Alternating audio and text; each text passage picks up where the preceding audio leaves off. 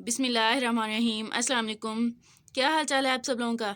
उम्मीद करती हूँ आप सब लोग ठीक ठाक होंगे, अपने घरों में खुशबाश होंगे। अल्लाह ताला सबको खुश रखे, सबकी मुश्किलात को हल करे।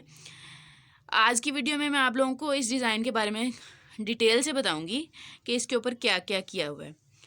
ठीक है, सबसे पहले हम लोग इसको फुल लुक आप देख लें कि कैसे है ये। अब मैं आप लोगों को बताती हूँ कि इसके ऊपर क्या कुछ किया हुआ है। सबसे पहले ये देख लें, मैंने ये गला बनाया, गोल गला ही बनाया। गले के बाद ये पट्टी थी पैच, ठीक है, ये इस तरीके से इधर एडजस्ट किया है। एडजस्ट करके इसकी साइड पे टुकड़ियाँ बनाई हैं। टुकड़ियाँ इसको 3 कोनों वाली टुकड़ियाँ भी कह लेते हैं और मुख्तलिफ हर कोई अपने लिहाज से कह लेता है, जो जिसको आसान लगे। इस तरीके से ये टुकड़ियाँ लगाई हैं। जब ये शर्ट की मैंने कटिंग की है, शर्ट की कटिंग करते हुए मैंने क्या किया कि ये इतना सा साइड से, एक साइड से कपड़ा उतार लिया। यहाँ से मैंने उतार लिया कपड़ा, उतार के वो इस पैच से ऊपर रख के पैच लगा दिया। ठीक है, पैच की तरह पट्टी मैंने ऊपर लगा दी। ये कपड़ा मैंने इसके साथ से उतारा था, ये पैच मैंने एक्स्ट्रा बीच में ऐड किया है। इस पैच को इस तरीके से ऐड किया है, ये एक्स्ट्रा कपड़े के साथ ही, यानी कि शर्ट के साथ ही पैच था, उस पैच को मैंने उतारा। पहले इस पट्टी को मैंने तैयार किया, ये वाला जो था हिस्सा है, इसके ऊपर मैंने टुकड़ियाँ, साथ साथ टुकड़ियाँ लगाती गई, साथ साथ ये मैंने ये पट्टी लगा ली फुल ऊपर तक। ठीक है, ऊपर तक लगा के फिर मैंने क्या किया कि इस पट्टी के नीचे एजिंग कर दी। ये वाली, ये आपको नज़र आ रही होगी साफ, ये एजिंग कर दी। एजिंग करके फिर इस कपड़े के साथ इस हिस्से पे भी एजिंग कर दी, ये आपको नज़र आ रही होगी।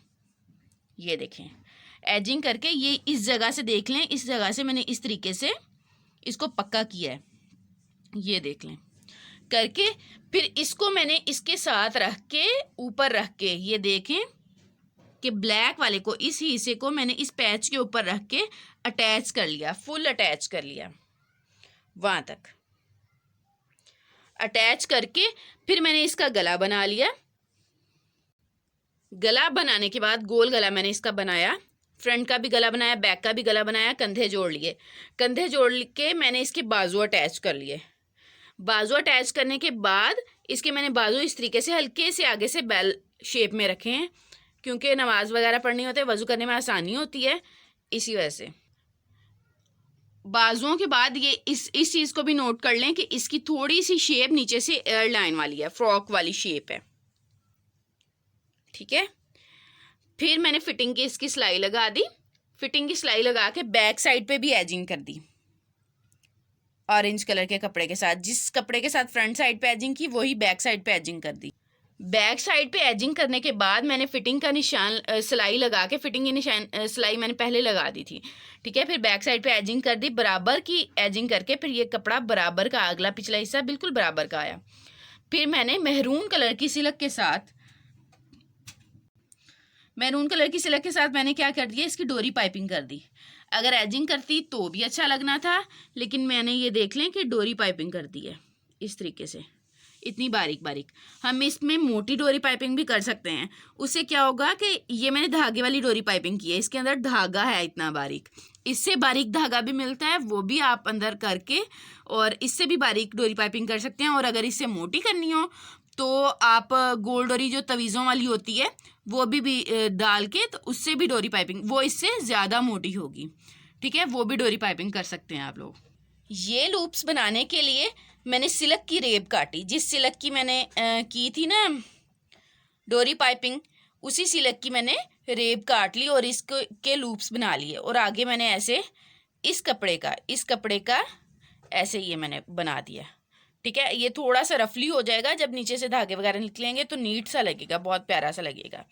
ठीक हो गया, ये मैंने इस जगह पे दिया है। इसके डोरी जब ये पट्टी मैं लगा रही थी तो एक ही सिलाई में मैंने ये सब कुछ दिया है, ये आप देख लें। ये टुकड़ियाँ भी एक ही सिलाई में, ये पट्टी एक ही सिलाई में, 1 2 3 काम मैंने एक ही सिलाई के अंदर किए हैं।